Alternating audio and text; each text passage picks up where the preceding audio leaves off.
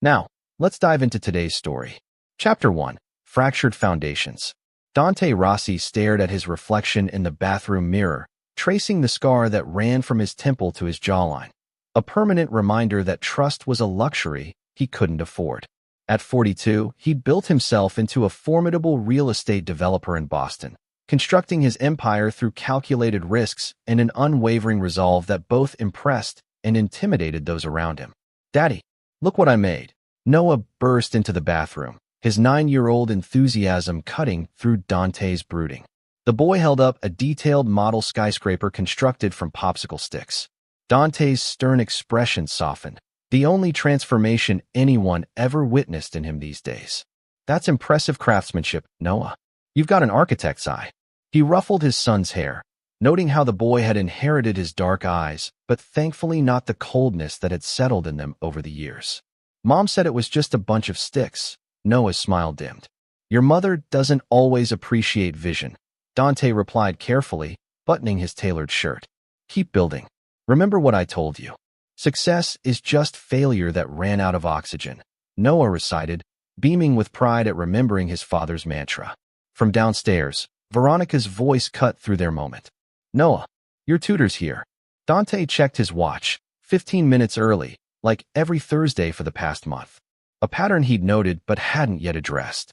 Later that evening, Dante sat in his home office reviewing property documents when Veronica appeared in the doorway. At 38, she remained striking, blonde hair falling in practiced waves, her figure maintained through rigorous discipline at exclusive fitness studios. "Terrence called again," she said, referring to her father. "He wants us at the lake house this weekend." Dante didn't look up. "I have meetings." "Of course you do." The acid in her tone was barely concealed. "You know he's not well, Dante. The doctors gave him 6 months at most." "I'm aware of your father's prognosis," Dante replied evenly. "I'll join you Saturday afternoon." Veronica lingered, her posture stiff. "Why do you always have to be so difficult? Dad's the only reason you have half the properties in your portfolio." "Your father saw potential in me when others didn't," Dante conceded, finally meeting her gaze. "Unlike the rest of your family, who still see me as the orphan street fighter who somehow tricked his way into the Harrington dynasty." "That was 20 years ago," Veronica sighed. "Mother's just traditional." "Traditional," Dante repeated with a humorless smile. "Is that what we're calling Priscilla's particular brand of contempt these days?" Veronica's phone chimed. She checked it, and Dante didn't miss how her expression changed, a softening, a slight flush rising to her cheeks. "That's Bryn about tomorrow's charity committee," she explained too quickly. "I should call her back." Dante nodded, returning to his documents. As she left, he opened his laptop and clicked on an application hidden within subfolders. The screen divided into multiple views showing security camera feeds from throughout their home, a system he'd upgraded personally, with modifications no one knew about. That night, while Veronica slept, Dante stood at their bedroom window watching as headlights briefly illuminated the street before turning off halfway down the block. He checked his watch, 2:17 a.m., and made a note in the small black book he kept locked in his desk. 3rd Thursday this month. Same time pattern. Dante didn't believe in coincidences. He believed in patterns, and this one had become unmistakable. Chapter 2. Calculated Suspicions. The Harrington Lake House stood as a monument to old New England money, a sprawling cedar and stone structure overlooking private shores. Dante navigated his Aston Martin up the winding drive, noting the collection of vehicles already parked in the circular courtyard. He recognized his mother-in-law's Bentley, his brother-in-law's Range Rover, and a midnight blue Tesla he hadn't seen before. Noah bounded from the car the moment it stopped. "Dad, Uncle Leo brought his new boat." "Go ahead," Dante nodded, watching his son race toward the dock where figures moved about a sleek vessel. He grabbed his weekend bag and headed inside, bracing himself for the performance ahead. In the great room, Terrence Harrington sat near the stone fireplace, a blanket across his legs despite the summer heat. Once imposing at 6'3", the cancer had whittled him to a shadow, yet his eyes remained sharp as they found Dante.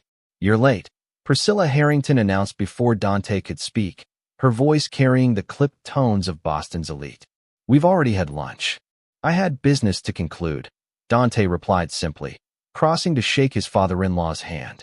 Terrence's grip remained surprisingly strong. The waterfront deal? Signed this morning. 20% below asking. A ghost of a smile touched the older man's lips. That's why I backed you when you came to me with nothing but ambition and my daughter on your arm. You see value where others see risk. Priscilla's disapproval radiated like heat. Yes. Well, Veronica's in the kitchen with Dominic. He brought those pastries you like from Providence. Dominic? Dante questioned, his face revealing nothing though his mind cataloged the information. Dominic Sinclair, Terrence explained. My new portfolio manager. Brilliant young man. Been helping reorganize my affairs since the diagnosis. Dante nodded, filing away this new piece of information. I should say hello to my wife.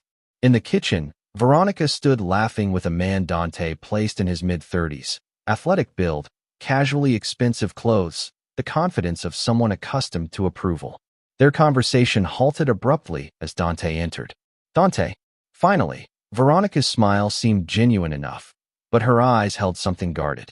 This is Dominic Sinclair, Dad's new financial advisor. Dominic extended his hand. Pleasure to meet you, Mr. Rossi. Your reputation precedes you. Does it?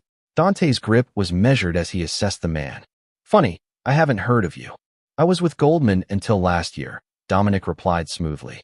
Terrence recruited me personally to help organize his estate. Complex situation. I'm sure. Dante released his hand. And the Tesla out front? Yours. Something flickered across Dominic's face. Surprise, perhaps, at the directness. Yes. Recent upgrade. Performance or long range? Dante asked casually. Performance. I value responsiveness. Dante smiled thinly. Don't we all? Later, Dante found Terrence alone in his study, reviewing documents. You should be resting, Dante noted, closing the door behind him. I'll rest when I'm dead. Terrence set aside his papers, which my oncologist assures me will be sooner rather than later. Dante poured 2 fingers of scotch for each of them. How's the pain?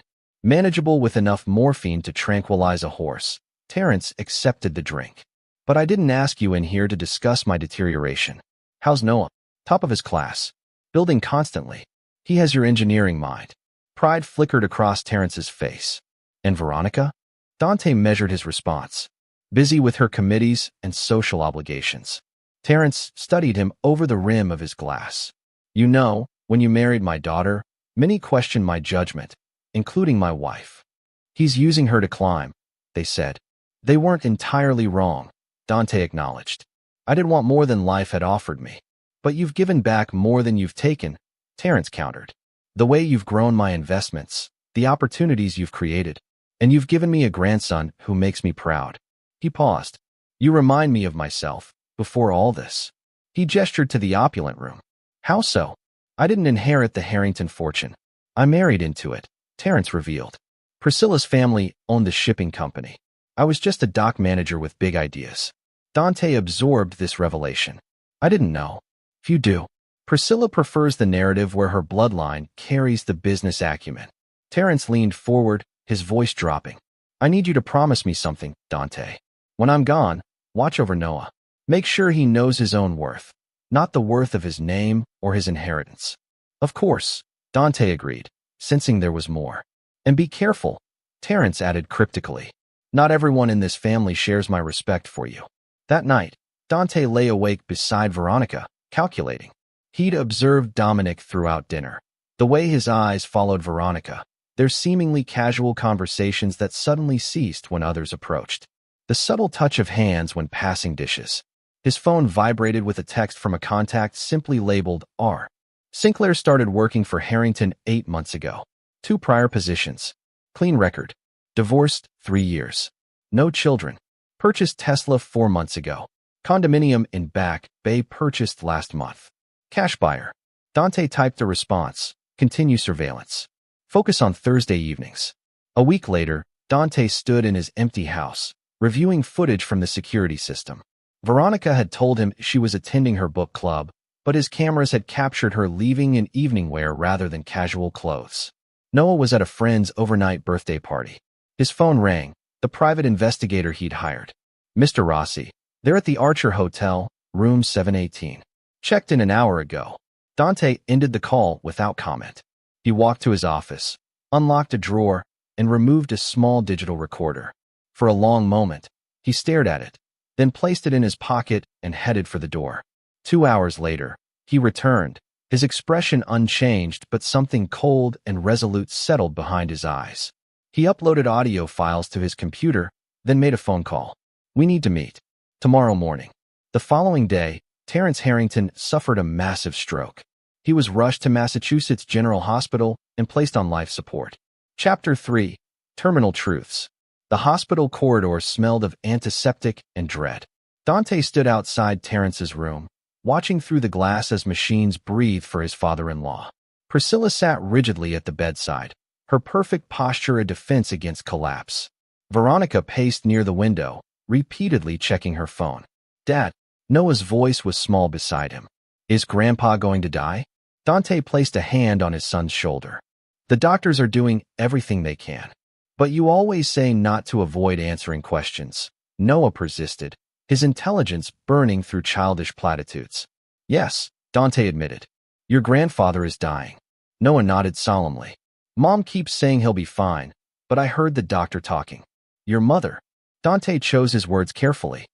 "Sometimes people say things they wish were true instead of what is true.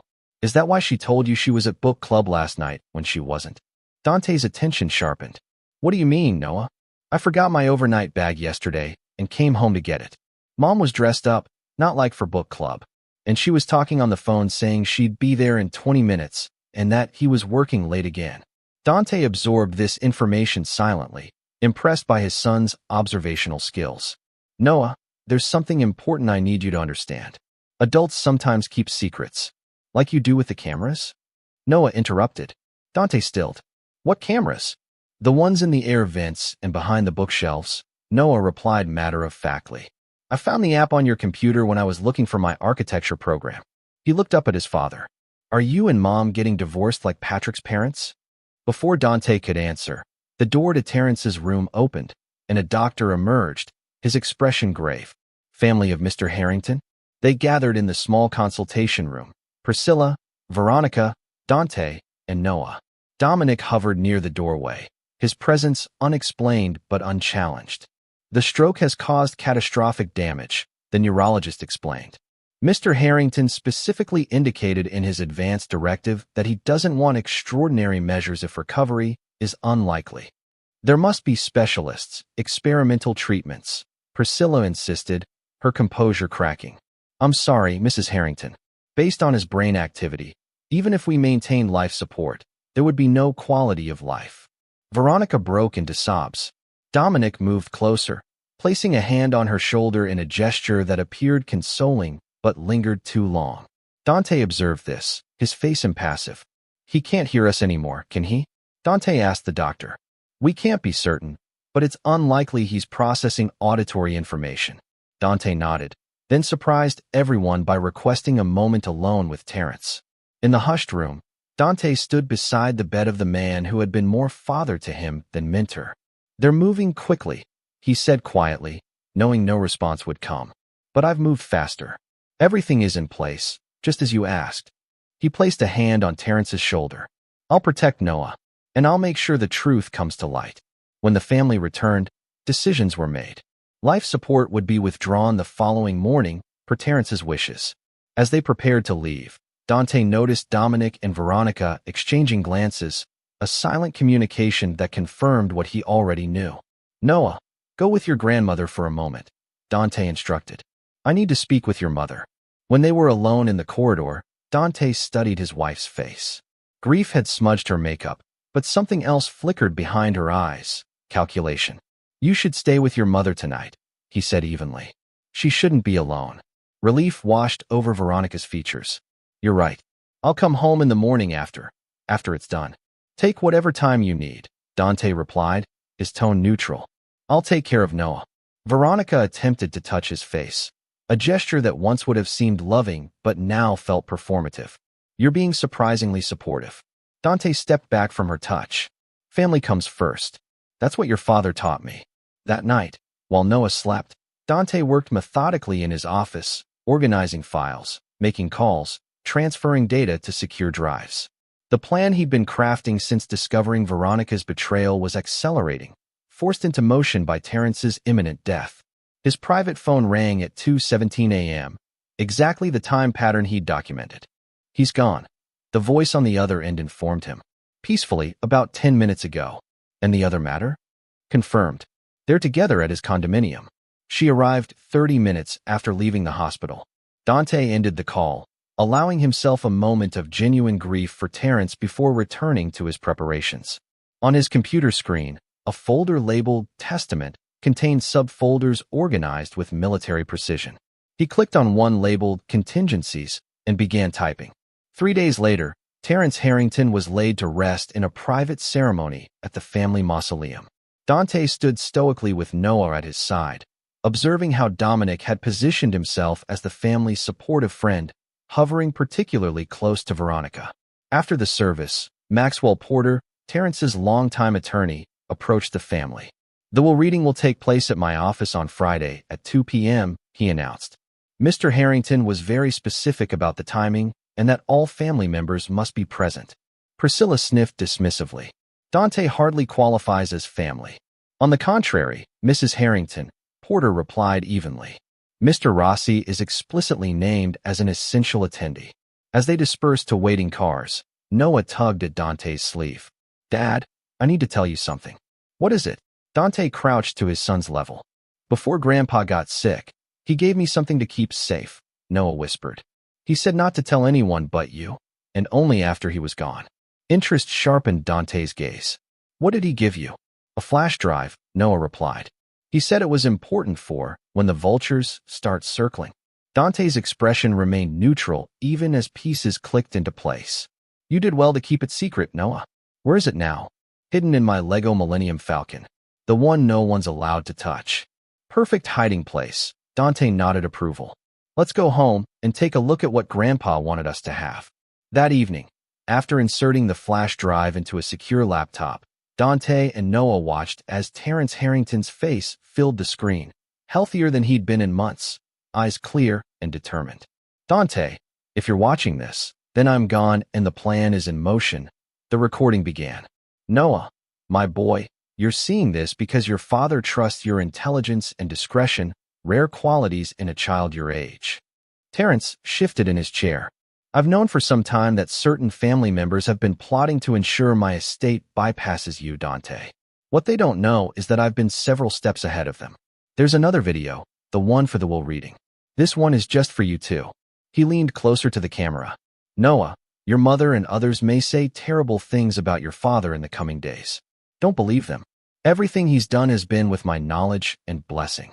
The recording continued for several more minutes, Terrence outlining meticulous instructions and revelations that made even Dante raise his eyebrows in surprise at his father-in-law's foresight. When it ended, Noah looked up at his father. "Grandpa knew Mom was being mean to you." "Your grandfather was very observant," Dante replied carefully. "Like you. And now we have to be ready for the will reading?"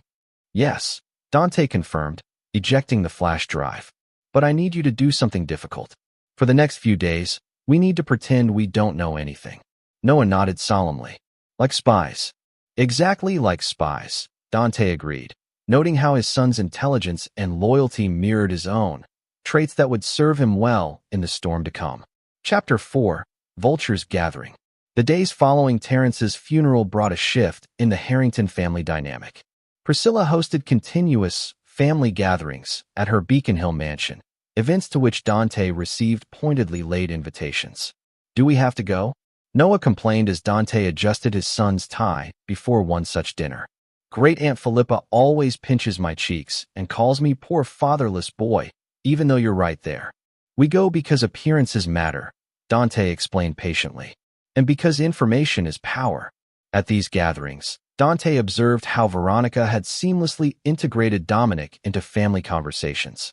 He noted how Priscilla consulted Dominic on financial matters that should have been directed to him. Most tellingly, he cataloged the subtle touches, private smiles, and strategic departures that Veronica and Dominic thought went unnoticed. Dante maintained his composed facade while gathering intelligence. He recorded conversations, documented interactions, and carefully observed which family members aligned themselves with which factions. His years navigating Boston's cutthroat real estate market had taught him to identify vulnerabilities, knowledge he now deployed against his own family. 4 days before the will reading, Dante arrived at the Harrington investment offices unannounced. He bypassed Priscilla's new executive assistant, hired suspiciously quickly after Terrence's death, and walked directly into what had been his father-in-law's office. Dominic looked up from behind Terrence's desk, surprise quickly masked by a practiced smile. "Dante, what brings you by?" "Interesting choice of seating," Dante remarked, noting how Dominic had already moved personal items into the space. "Just reviewing some files for Priscilla," Dominic replied smoothly, standing. "She's asked me to organize Terrence's pending deals before the transition." "Transition," Dante repeated, remaining by the door. Fascinating term for inheritance disputes. Dominic's smile tightened. "No one's disputing anything. The family's simply preparing for continuity." "And where exactly do you fit into this family continuity?" Dante asked directly.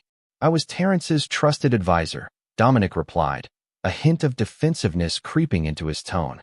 "Priscilla has asked me to continue in that capacity." "Among other capacities, I imagine," Dante commented, watching discomfort flicker across the other man's face. "Tell me, Dominic, does your financial expertise extend to property seizures, asset redistribution, or are those Veronica's contributions to your pillow talk?" The facade cracked momentarily, shock and anger flashing in Dominic's eyes before he regained composure. "I don't know what you think you know. I know everything," Dante interrupted calmly. "The question isn't what I know. It's what I plan to do with that knowledge." He turned to leave, then paused. "One more thing. The Weston Heights project that's been giving you trouble? Terrence wanted environmental studies completed before breaking ground. You'll find the documentation in the third drawer, left side." Dominic's expression confirmed Dante's suspicion. He'd been searching for exactly those papers. "How did you?" "Unlike you," Dante replied. "I actually listened when Terrence spoke." That evening, Dante found Noah in his room, meticulously working on a detailed sketch of what appeared to be the family tree. "What's this project?" Dante inquired, sitting beside his son. "Not for school," Noah admitted. "I'm tracking who talks to who at great-grandma's dinners." "See," he pointed to lines connecting different names. "These people always agree with each other, and these ones never talk directly." Dante studied the diagram with genuine admiration. "You've been paying close attention." "Like you taught me," Noah nodded. "I also heard something yesterday when I was supposed to be playing in the garden." "What did you hear?" "Uncle Leo told Mom that everything's arranged for Friday, and that the bastard won't know what hit him." Noah looked up with concern. "They were talking about you, weren't they?"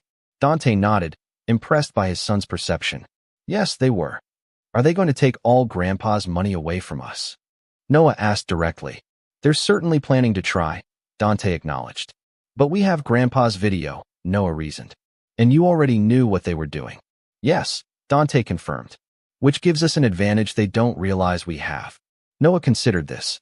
"Like in chess, they think they're about to checkmate, but you've seen 10 moves ahead." Pride swelled in Dante's chest. "Exactly like that." Noah hesitated, then asked, "Mom doesn't really love us anymore, does she?" The directness of the question caught Dante off guard. He considered softening the truth, but remembered his promise never to lie to his son. "Your mother loves you, Noah. But sometimes adults make choices based on what they want rather than what they should do. And she wants to be with Mr. Sinclair instead of us," Noah concluded. "It appears that way," Dante agreed. Noah nodded, surprisingly composed. "Is that why you put the tracker on her car? And why you have the recordings?" Dante raised an eyebrow. "You've been very observant. I saw you under her car last month," Noah explained. "And I found the voice recordings when I was looking for my game controller in your office." Rather than admonishing his son, Dante made a decision. "Noah, there are things happening that are complicated. Adult problems. But you've shown me that you understand more than I've given you credit for." "I'm not a baby," Noah stated firmly. "No, you're not," Dante agreed. "Which is why I'm going to tell you something important. The will reading on Friday isn't going to go the way your mother and grandmother expect.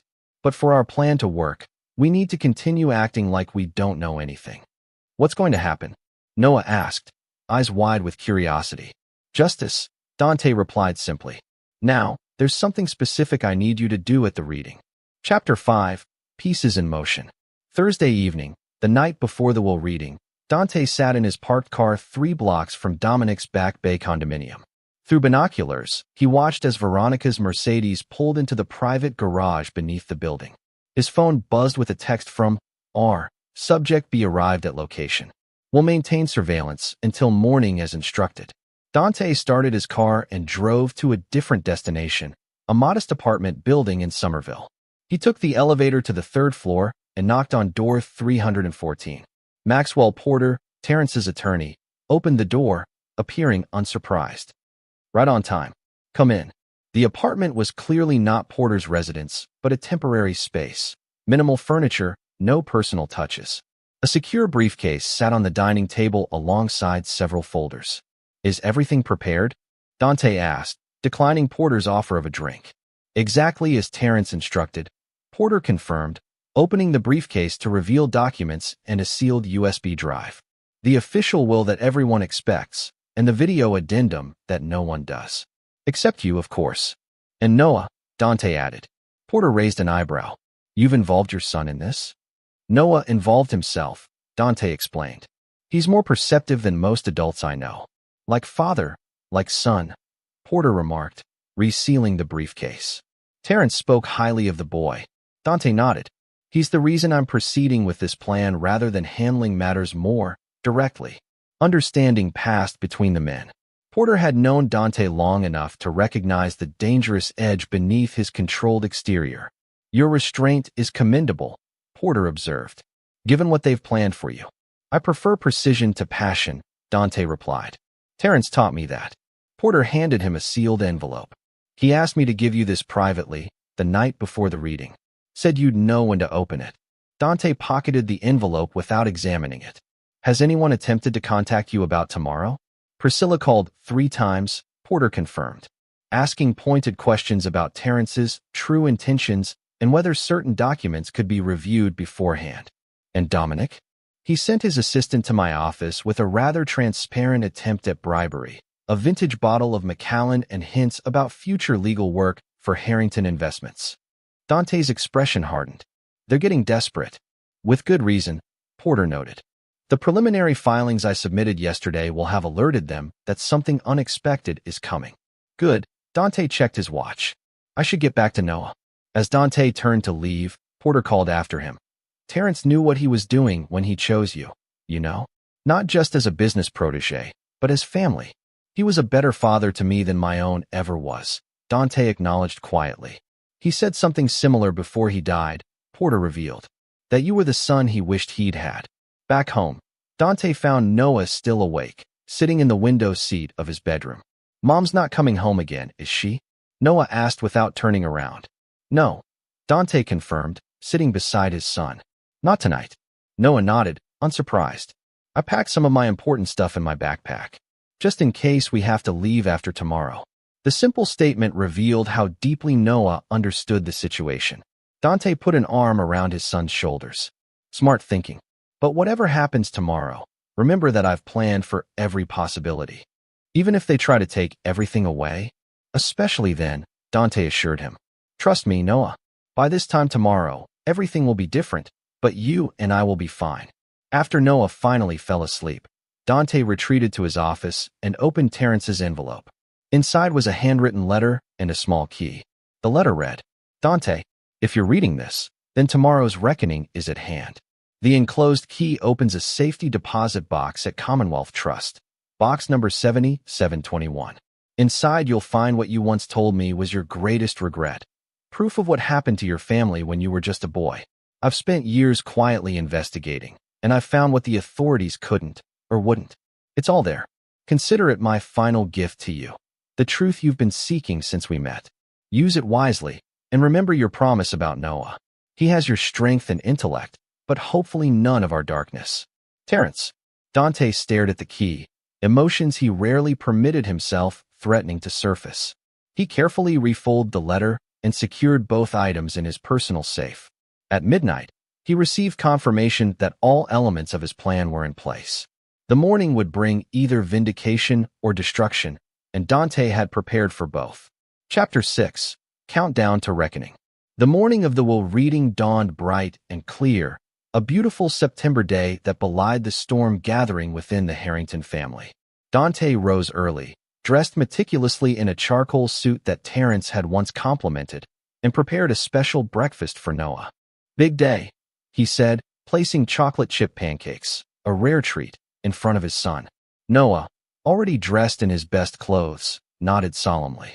"I remember everything you told me to do." "And what's the most important part?" Dante asked, testing his son's recall. "Timing," Noah replied confidently. "I don't say anything until after they're all being mean. And I only mention the video when you give me the signal." "Perfect," Dante confirmed, impressed by his son's composure. "No matter what happens, remember that we're a team." Noah squared his small shoulders. "I'm not afraid of them." "That makes one of us," Dante said with a rare smile. "You're braver than I was at your age." At that moment, Dante's phone buzzed with a text from Veronica. "Meeting you and Noah at Porter's office. Don't be late." Dante showed Noah the message. "Notice anything?" Noah studied it. "She doesn't ask where she was all night. And she doesn't say anything nice." Very observant, Dante nodded approval. "What else?"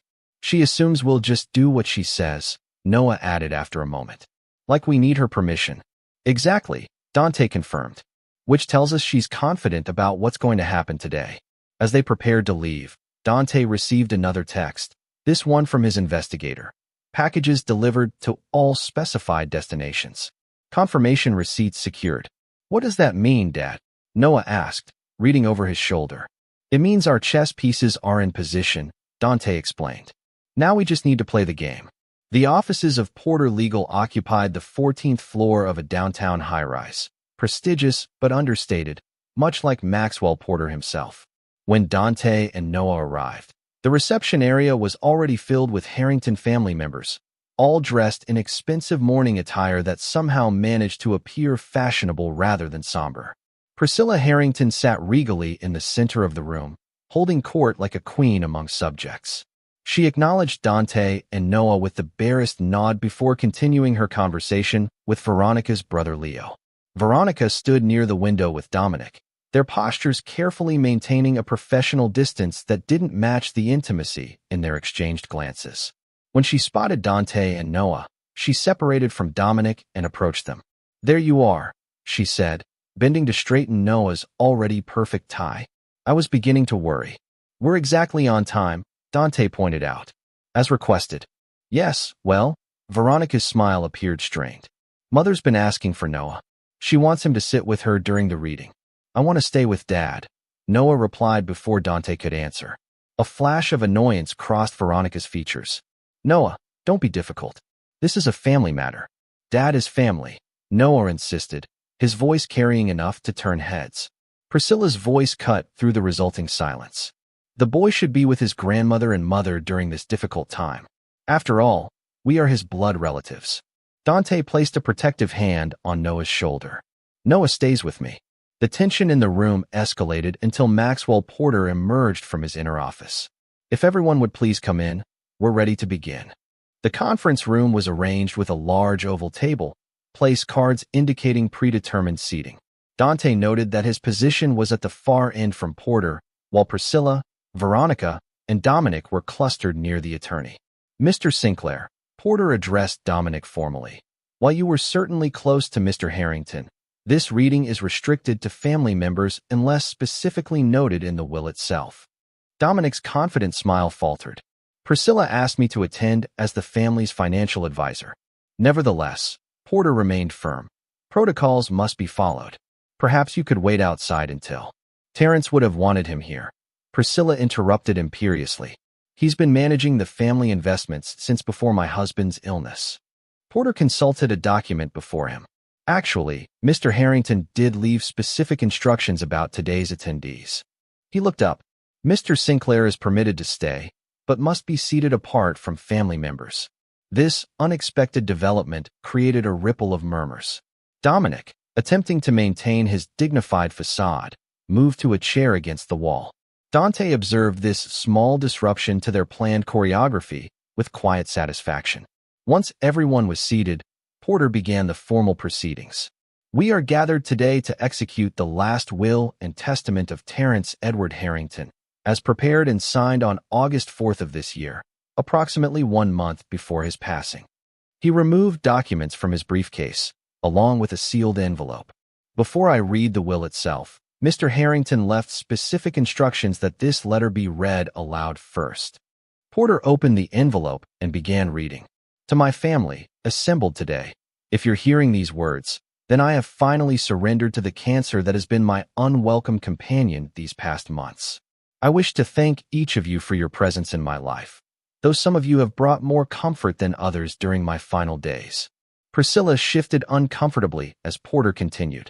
I have built Harrington Investments from a modest shipping company into a diversified corporation worth billions. The question of succession has weighed heavily on me, particularly as I observed the various ambitions and machinations around me as my health declined. Porter paused, glancing up briefly before continuing.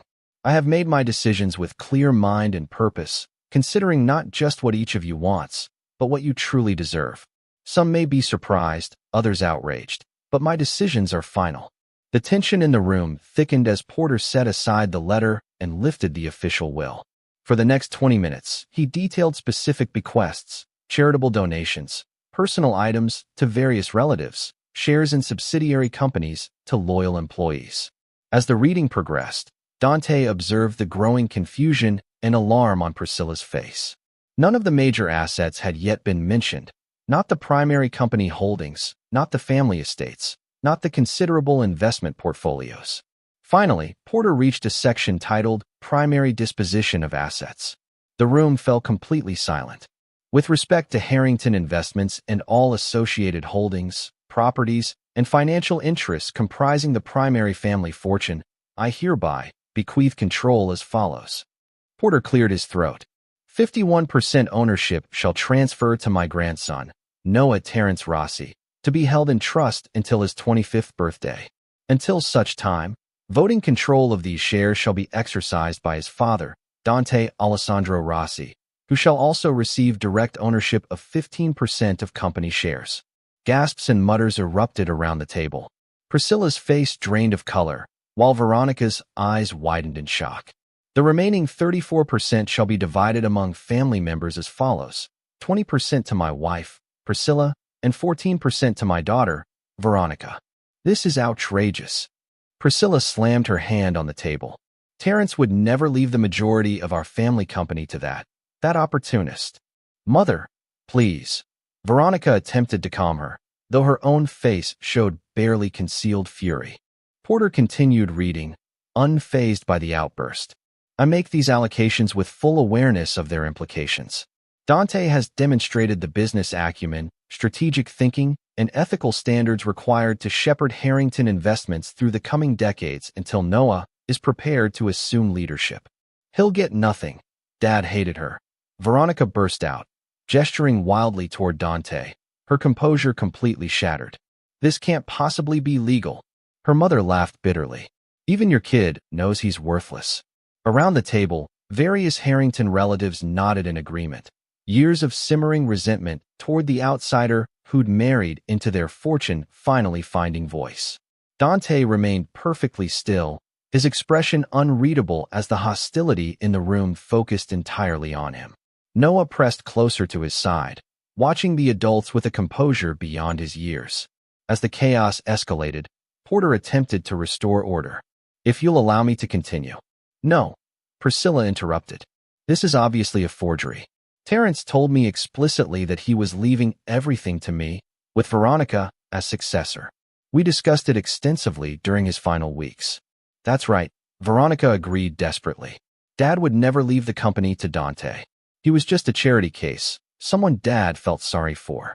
Amid the growing disorder, Noah suddenly stood up, his small voice cutting through the noise with surprising authority. You forgot the video he recorded. The room fell silent as all eyes turned to the child. Maxwell Porter's expression revealed nothing. What video are you referring to, Noah? The one Grandpa made before he died, Noah replied steadily. He told me about it. He said people might say mean things, but that the truth was in the video. Dante placed a supportive hand on his son's shoulder as Veronica stared at her son in confusion. Noah, what are you talking about? She demanded. There's no video. Porter intervened smoothly. Actually, Mrs. Rossi, there is. He removed a sealed USB drive from his briefcase. Mr. Harrington recorded a video addendum to his will, with explicit instructions that it be played only after the initial reading and only if there were objections. This is absurd. Dominic spoke up from his position against the wall. A convenient video appearing just as Dante's position is threatened? The video was recorded, notarized, and sealed in my presence, Porter replied coldly. Its authenticity is beyond question.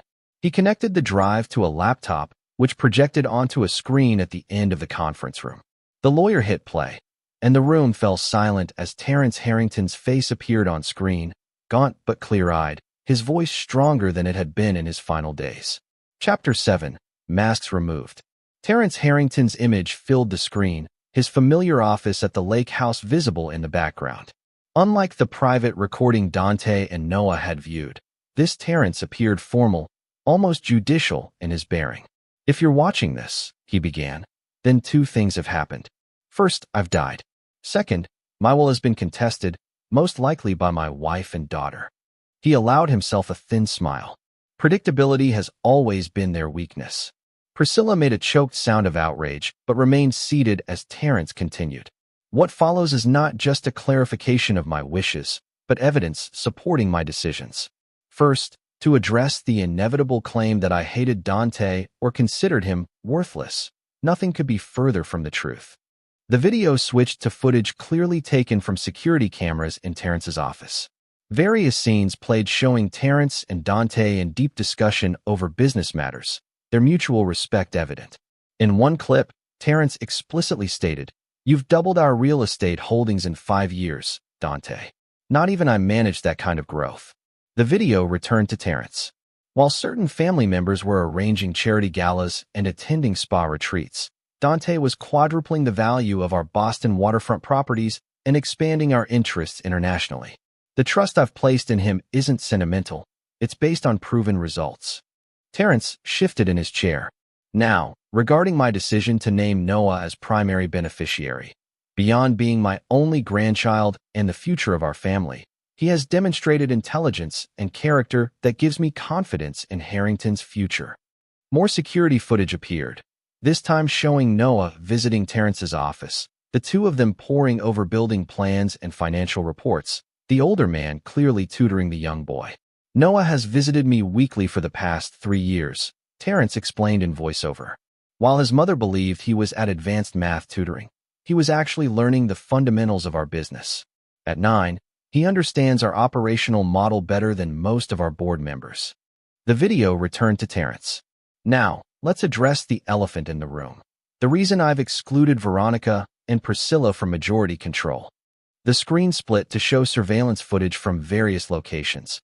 Veronica and Dominic in intimate embraces in his office, his apartment, hotel rooms.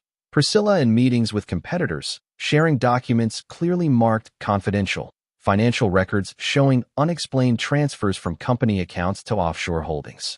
For 18 months, Terrence continued, his voice hardening. My wife and daughter have been systematically preparing to strip Dante of his position and his rightful share once I died.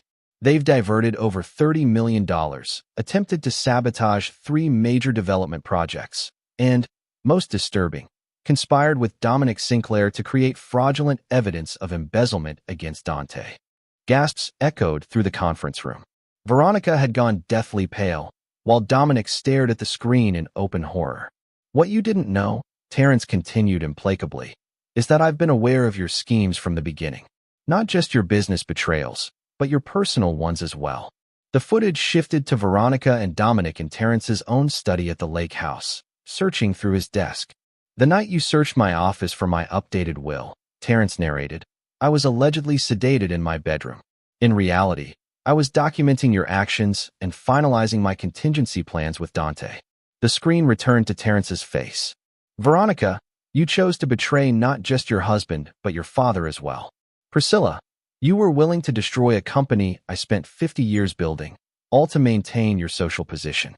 And Dominic, Terrence's expression hardened further. You're nothing but an opportunistic parasite who saw my illness as your chance to climb. Did you really think I hadn't investigated your past financial management roles that ended so abruptly? The video displayed newspaper articles detailing financial improprieties at Dominic's previous firms, carefully worded but damning nonetheless. I've provided copies of all this evidence to the appropriate authorities, Terrence continued. Whether they pursue charges will depend on how you all conduct yourselves moving forward. Porter has full instructions. Terrence leaned back, suddenly looking very tired. I had hoped for better from my family. Fortunately, in Dante and Noah, I found what was missing in those connected to me by blood, integrity, and vision. His expression softened slightly. Noah, if you're watching this, know that I'm proud of you. Listen to your father. He's a better man than most will ever acknowledge. The screen cut to black, then Terrence appeared one final time. This recording serves as a legal addendum to my will. Any attempt to contest these provisions will trigger immediate forwarding of all collected evidence to federal prosecutors. Choose wisely. The video ended. The conference room remained in stunned silence for several long moments. Maxwell Porter calmly disconnected the USB drive. I believe that addresses all objections to the will as read. Are there any questions? Priscilla was the first to recover, her aristocratic composure reasserting itself despite her ashen complexion. This is a fabrication, clearly manipulated footage. Every clip is time-stamped and has been authenticated by independent experts, Porter interrupted smoothly.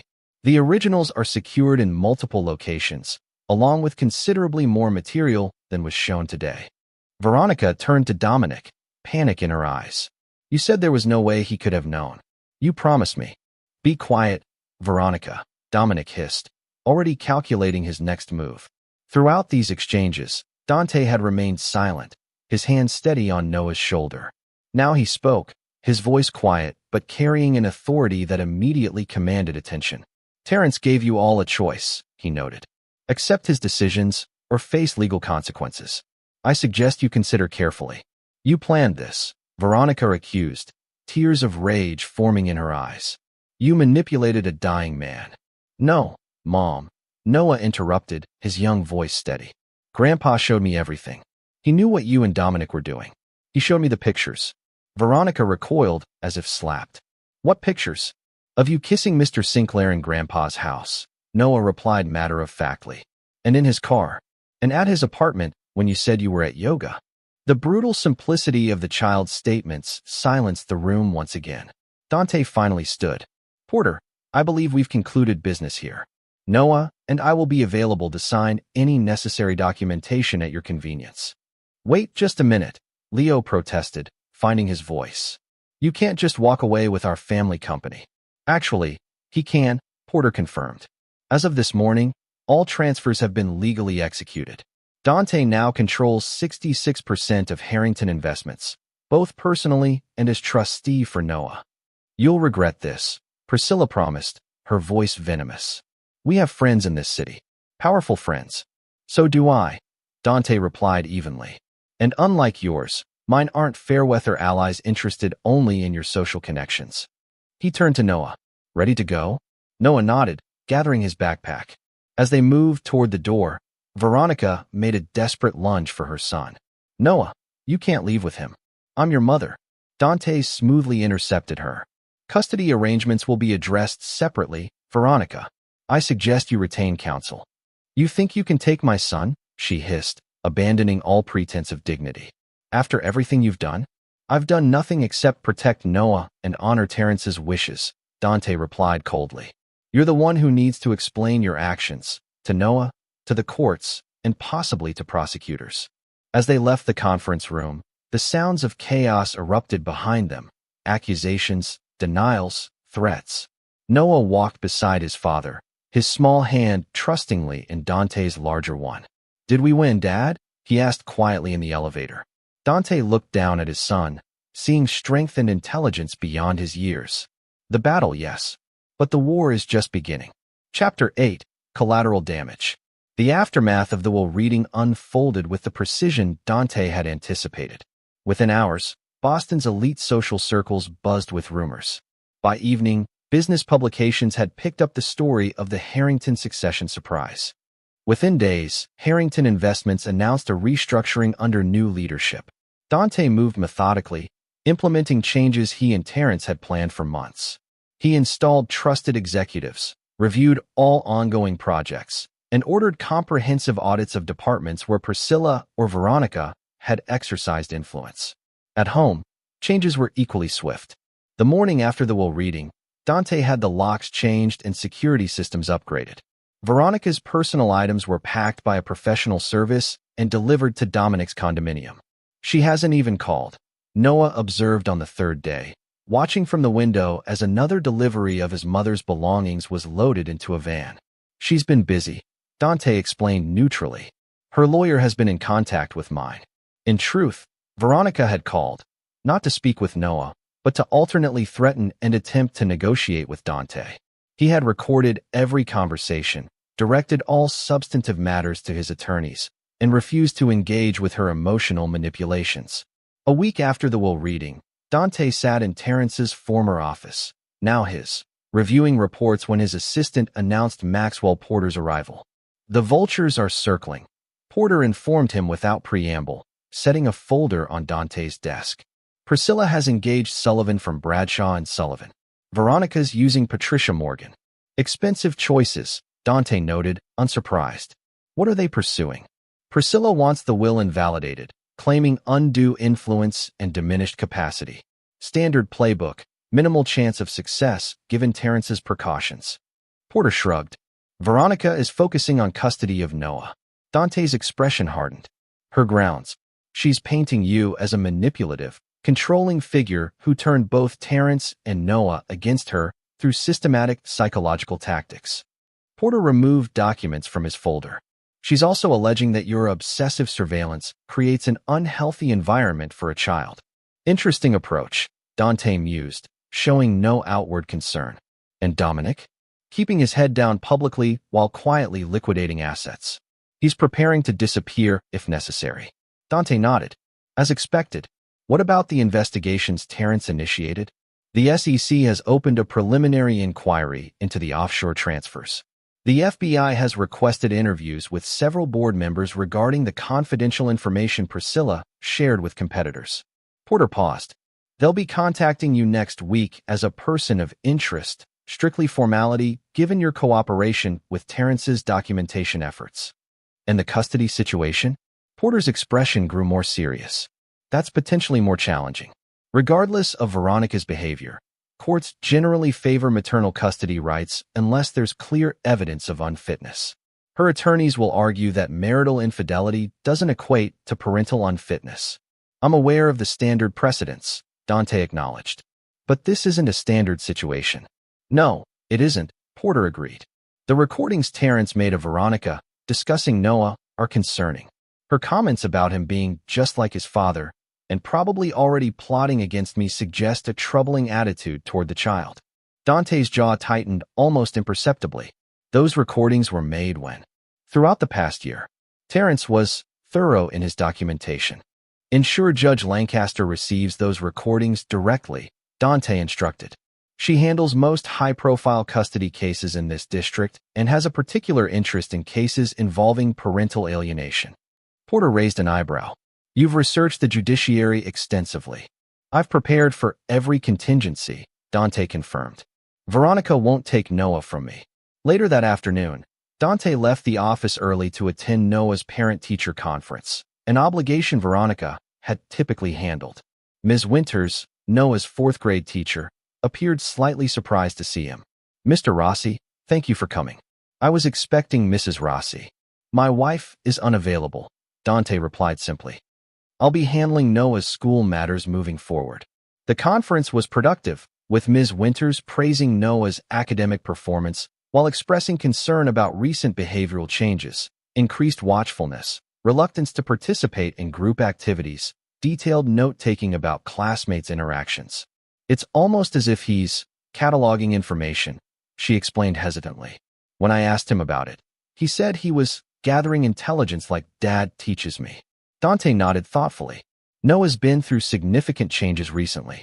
His grandfather's death and some family restructuring have been difficult. I'll speak with him about appropriate school behaviors.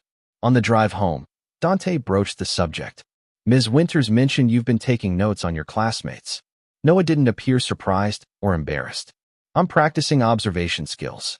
There's a time and place for different skills, Dante explained carefully. School is for learning and social development. But you always say information is power, Noah countered. It is, Dante acknowledged. But how we gather that information matters. Sometimes being too obvious about watching others makes them uncomfortable, which actually reduces what you can learn. Noah considered this. So, I should be more subtle? Despite himself, Dante smiled. Let's focus on being a fourth grader for now. The advanced intelligence gathering can wait a few years. When they arrived home, Noah went upstairs to change while Dante checked his secure messages. One caught his immediate attention, a report from his investigator showing Dominic Sinclair meeting with Leo Harrington at an out-of-the-way restaurant in Brookline. Dante was reviewing this concerning development when Noah called down from upstairs. Dad, someone's been in my room. Instantly alert, Dante took the stairs two at a time. In Noah's bedroom, drawers stood partially open, and his desk showed signs of hasty searching. I can tell because my Lego models are moved, Noah explained, pointing to subtle discrepancies in his meticulously organized collection. And my special box isn't where I left it. Dante immediately checked the security system's logs. It showed Veronica's access code being used 3 hours earlier, a code he deliberately not deactivated, anticipating she might make such a move. What was in the special box, Noah? Dante asked, already suspecting the answer. The flash drive Grandpa gave me, Noah admitted. But I moved it last week after you told me Mom might try to take things. Pride mixed with concern in Dante's expression. Where did you put it? In your office safe, Noah revealed. I watched you open it once and remembered the combination. I figured that's where important things go. Relief washed through Dante. You did exactly right, Noah. Very quick thinking. He made an immediate call to his security team, ordering the installation of a sophisticated surveillance system throughout the house. Within hours, additional cameras and motion sensors were in place, and all access codes except Dante's and Noah's had been purged from the system. That evening, as Noah slept with Dante, keeping watch from a chair in the corner of his room, Dante's phone rang with a number he recognized, Veronica. Where is it? She demanded without preamble. Hello to you too, Veronica, Dante replied calmly. Breaking and entering is a serious crime, even when you use an access code. Don't lecture me about crimes, she hissed. Not after what you've done. Where's the flash drive? Safe, Dante answered simply, along with copies of the security footage showing you searching our son's room today. Another interesting exhibit for the custody hearing. You've poisoned my son against me, Veronica accused, her voice cracking. Turned my father against me. Stolen everything that should have been mine. I did nothing of the sort, Dante countered evenly. Your own actions accomplished all that. You chose Dominic over your family. You chose greed over loyalty. You chose deception over honesty. Those were your decisions, Veronica, not mine. You'll pay for this, she promised, her voice suddenly cold. You think you've won, but you have no idea what's coming. Actually, I do, Dante replied. Leo is planning something with Dominic, something desperate involving the Boston South development. You should warn them that the construction site has new security measures. The stunned silence on the other end confirmed his suspicions. How did you? I see everything, Veronica. I always have. Dante's voice was calm, but carried an unmistakable warning. Tell Leo and Dominic to stand down. Further actions against me or Noah will only worsen their situations. This isn't over, Veronica insisted before hanging up. No. Dante agreed to the silent room. It's not. The following morning brought news that Priscilla Harrington had been hospitalized following what was described as a minor stroke. Medical privacy laws prevented Dante from getting details, but his sources reported her condition as serious but stable. Should we visit great-grandma in the hospital? Noah asked at breakfast. We can send flowers, Dante offered, studying his son. Would you like to see her? Noah considered the question with surprising maturity. Not really. She was always mean to you, and she never really talked to me except to say I should be more like Cousin Philip. Sometimes illness changes people's perspectives, Dante noted, giving Noah the option. Did it change Grandpa's? Noah asked perceptively. No, Dante admitted. It confirmed what he already believed. Noah nodded, satisfied with this logic. Then we'll send flowers, but not visit. 3 days later, Dante received a call from Maxwell Porter. There's been a development. Veronica is withdrawing her custody petition. Dante, who had been reviewing plans for the Boston South project, set down his pen. Explain. Her attorney contacted mine this morning. They're proposing a settlement. Veronica relinquishes all custody claims and accepts restricted visitation rights. In exchange, you authorize a one-time payment of $5 million as career transition assistance. She's running. Dante concluded immediately. With Dominic. That would be my assessment, Porter agreed. The proposed settlement includes a non-disclosure agreement and mutual non-disparagement clauses. Dante considered the implications. Have the money traced when it moves. I want to know exactly where they go. You're accepting the offer? Porter sounded surprised. With modifications, Dante clarified. No lump sum. The money will be placed in a trust with quarterly payments of $250,000. Payments cease immediately if she attempts contact with Noah outside the supervised visitation parameters. That's actually quite generous, Porter observed. It's not generosity, Dante corrected. It's insurance. As long as she's receiving payments, she'll comply with the restrictions. The moment she receives a lump sum, she becomes unpredictable. After ending the call, Dante spent several minutes in thought before summoning his assistant. Cancel my appointments for the rest of the day. And contact Noah's school. I'll be picking him up early. 2 hours later, father and son stood at Commonwealth Trust, where Dante used Terrence's key to access safety deposit box number 7721. Inside was a sealed envelope labeled simply Rossi family. What is it, Dad? Noah asked, sensing the moment's importance. The truth about my parents, Dante explained quietly. Something Grandpa Terrence found for me. That night, after Noah was asleep, Dante finally opened the envelope. It contained police reports, private investigator findings, and newspaper clippings related to the car accident that had killed his parents when he was 11, an accident that had never seemed truly accidental to the orphaned boy. The documents confirmed what Dante had suspected for decades. The brake lines had been cut, the crash orchestrated by business rivals of his father's small construction company. Names were listed, evidence outlined, connections exposed, all leading to a prominent Boston family whose patriarch had died just 3 years earlier, taking accountability to the grave. Dante read every document twice, then carefully resealed them. Justice in that matter had become impossible, but Terrence's final gift had at least provided closure. It also reinforced for Dante the importance of protecting Noah from those who would cause him harm, no matter who they were. Chapter 9, Zero Forgiveness. 3 months after the will reading, Boston experienced its first major snowfall of the season. Dante stood at his office window, watching the flakes accumulate on the streets below as his phone rang with a call he'd been expecting. It's done, his investigator reported. They took the bait.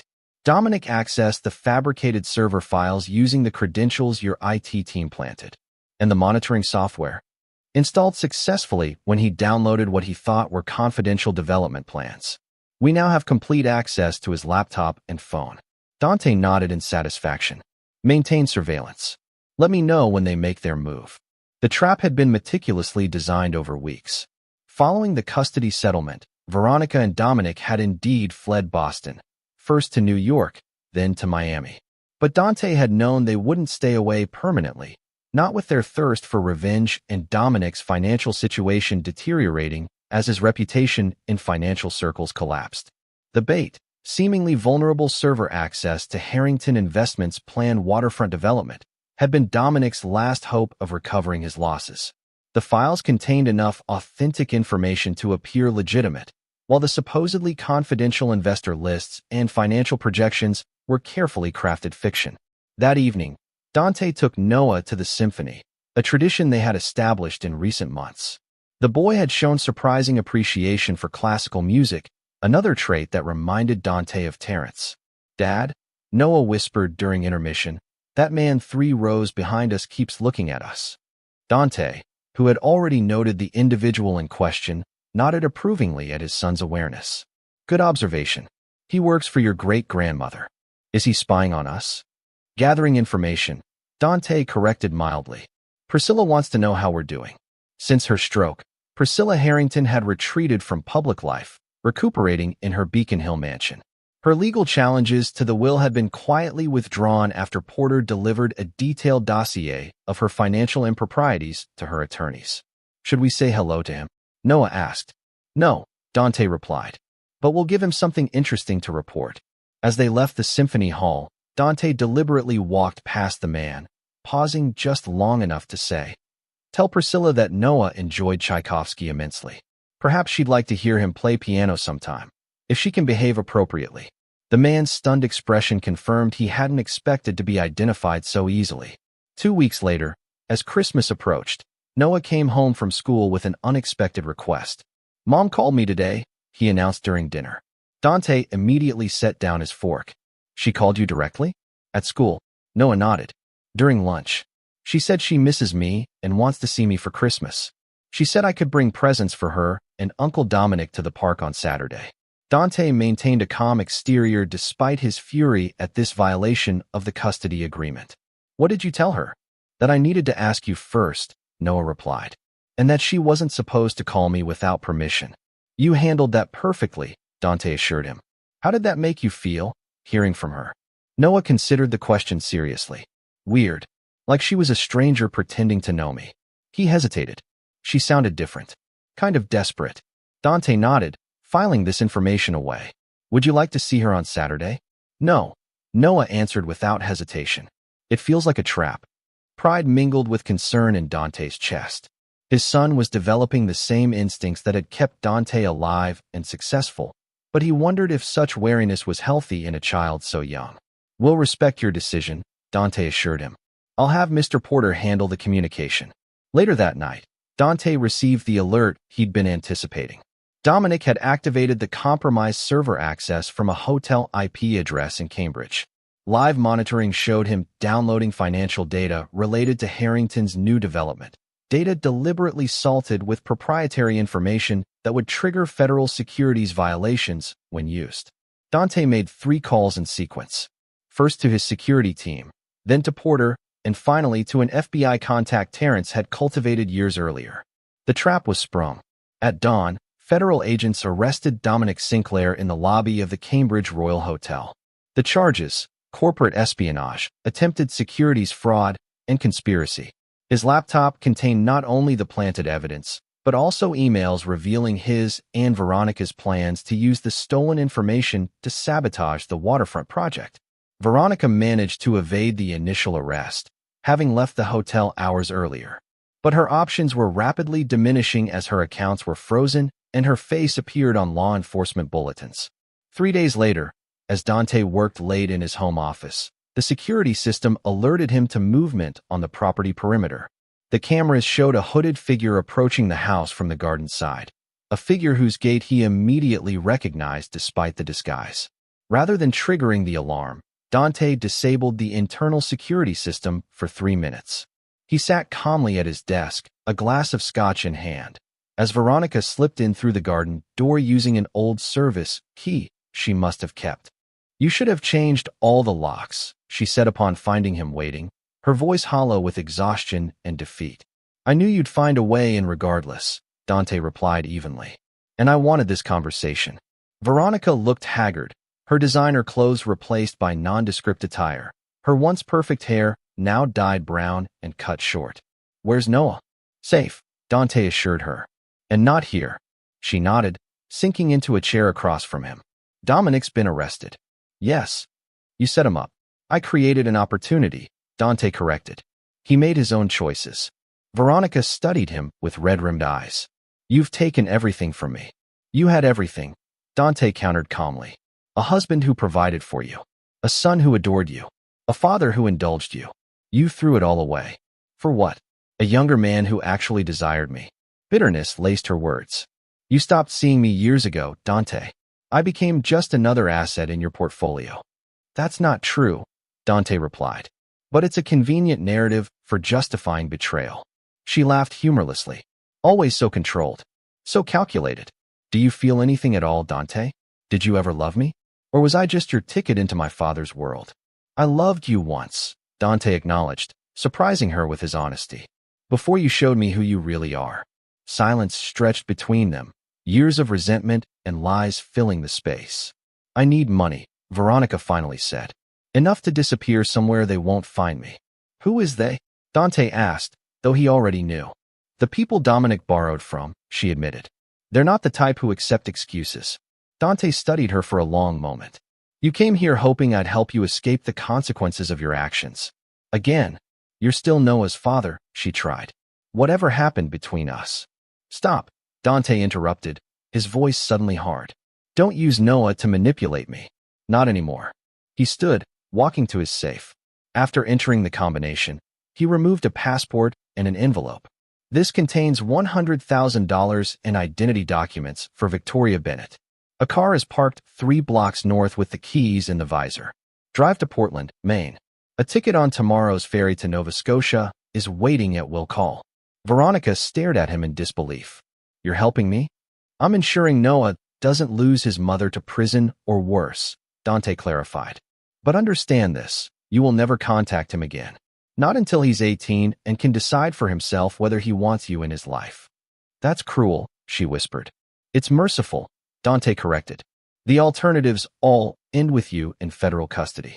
Tears filled her eyes. Can I at least say goodbye to him? No. Dante's response was immediate and final. You forfeited that right when you used him in your schemes. I never used Noah, she protested weakly. You called him at school, violating our agreement, to lure him to a meeting that would have exposed him to Dominic's criminal associates, Dante stated flatly. Your desperation made you willing to risk our son. The truth of this accusation silenced her protests. You have 20 minutes before the security system reactivates, Dante informed her. After that, I can't protect you from what happens. Veronica took the envelope and passport with trembling hands. At the door, she turned back. Will you ever forgive me? Dante's expression remained impassive. No. And Noah? Will you tell him the truth someday? He already knows more truth than you realize, Dante replied. The rest will be his to discover when he's ready. After she left, Dante poured another scotch and placed a call. She's gone. Track her to the border, then terminate surveillance. A week later, on Christmas morning, Dante and Noah sat before the fire opening gifts. The boy had been subdued since learning of his mother's disappearance, but seemed to be finding a new equilibrium. Dad, Noah asked, setting aside his new telescope. Is Mom ever coming back? Dante considered his answer carefully. Not for a very long time, if ever. Noah nodded, processing this. Because of what she did with Mr. Sinclair? Partly, Dante acknowledged. And because some mistakes can't be undone. Like Grandpa dying? Yes, Dante agreed. Some things, once broken, stay broken. Noah was quiet for a moment. Are you sad about Mom? I'm sad about what could have been, Dante admitted. But I don't regret the decisions I've made to protect us. Me neither, Noah declared with surprising certainty. We're better without people who lie to us, right? Dante looked at his son, so young yet so perceptive, already developing the ruthless clarity that had defined his own life. He felt a moment of concern about the path ahead, but also fierce pride. Right, he confirmed. We build our lives with people we can trust. Everyone else is just passing through. As the snow fell outside their window, father and son continued opening presents, their future stretching before them. A future built on the foundation of uncompromising principles that both protected and isolated them from a world of potential betrayals. In his office safe, alongside Terrence's revelations about his parents' deaths, Dante had placed a new file, one containing evidence of every illegal and unethical action he'd taken to ensure his and Noah's security. Someday, when Noah was ready, he would share these truths as well, completing his son's education in the realities of power, justice, and the necessity of zero forgiveness. This is where our story comes to an end. Share your thoughts in the comments section. Thanks for your time. If you enjoy this story, please subscribe to this channel. Click on the video you see on the screen, and I will see you there.